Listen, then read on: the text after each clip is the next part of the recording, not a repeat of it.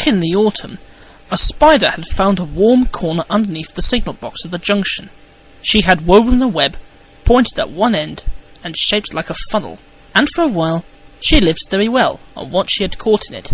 Now it was spring, and the spider had moved on. She knew nothing about the preparations for the Golden Jubilee. "It's going to be a disaster," remarked Henry gloomily. "Important people, a special train, and nothing for them to see." "Ugh, you old misery," said Donald. "Look on the bright side. There's a week to go yet." "I'm sure it will be all right," put in Daisy. She had been shy about living in the big shed at first, but was getting used to it now. "Of course it will," agreed Duck. "Have you ever known the Fat Controller's plans to go wrong?" "No," admitted James. "I've never known that," the other engines agreed. "Except Henry. There's always a first time," he muttered darkly. But by the time Jubilee Day arrived, Egwood's wheel and Thomas's branch line were both mended. The Fat Controller told Egwood he was to run ahead of the special train to make sure that the line was clear. "Does that mean—" he asked excitedly. "Wait and see," smiled the Fat Controller. Crowds began to gather at the big station. There was to be a red carpet, speeches, and a special luncheon for the visitors. "Last time we had a red carpet, the Queen came," remarked Gordon. As the special train drew to a halt, Emma grinned happily at Egwood. "Got your 4 lamps arranged?" she asked. "Off you go then. We'll follow in a few minutes."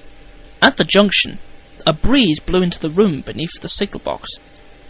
It wafted the old spider's web between 2 electrical contacts. At once, everything in the signal box stopped working. Signals went to danger. Points could not be moved. "Now what?" exclaimed the signalman. "There's a royal train due in 5 minutes." Edward stopped outside the signal box. Thomas, Percy, Toby and Mavis were already waiting. "The electrics are dead," the signalman told Egwood's driver. "We shall have to flag you all through, but it will take time.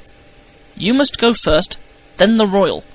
Carefully, men with flags sent the trains on their way. Edward went first, with a letter for the Fat Controller telling him what had happened. Pip and Emma went next. Finally, Thomas and the branch line engines were allowed through. At the big station, the crowd was now enormous. The Fat Controller looked impatiently at his watch. Gordon, Henry and James had got the best places at the platform. "We shall see everything from here," said James happily. "If there's anything to see," grumbled Henry. Just then, they heard a whistle. "That's Egwood," said Gordon. "He's had a wasted journey, poor engine. But we know Gordon was wrong, don't we?" Pip and Emma soon drew in, and onto the red carpet stepped a royal personage. "I apologise for the delay, sir," said the Fat Controller, and he explained what had gone wrong.